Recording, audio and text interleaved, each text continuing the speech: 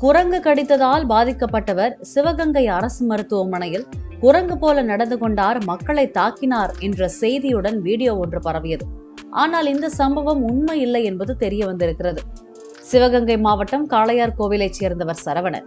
மனநலம் பாதிக்கப்பட்ட அவர் காளையார் கோயில் அரசு மருத்துவமனையில் மனநல சிகிச்சை எடுத்து வந்துள்ளார். மனநோயின் தாக்கம் திடீரென்று அதிகரித்துள்ளது. இதனால் காளையார் கோயில் அரசு மருத்துவமனைக்கு சரவணனை அழைத்துச் சென்றுள்ளனர். அங்கு சிகிச்சை அளிக்க மனநல மருத்துவர் இல்லை. தொடர்ந்து ஆம்புலன்ஸ் மூலம் சிவகங்கை அரசு மருத்துவக் கல்லூரி மருத்துவமனைக்கு அனுப்பி வைக்கப்பட்டார். அப்போது ஆம்புலன்ஸிலிருந்து இறங்க மறுத்து மருத்துவமனைக்குள் வர மறுத்த சரவணனை கஷ்டப்பட்டு கொண்டு வந்தனர். பாதுகாவலர்களிடத்திலிருந்து தப்பிய அவர் அங்கிருந்த கதவில் ஏறி தொங்கியபடி விசித்திரமாக கத்தினார். அவரை கதவிலிருந்து இறக்கிவிட முயன்ற பாதுகாவலர்களை காலால் தாக்கினார். அப்போது அங்கிருந்த பலரும் இதை வீடியோவாக எடுத்துள்ளனர்.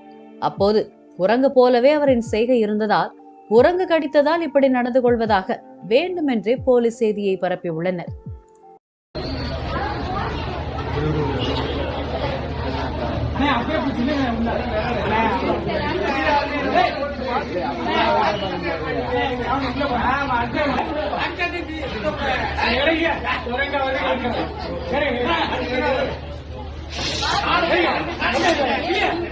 Yeah.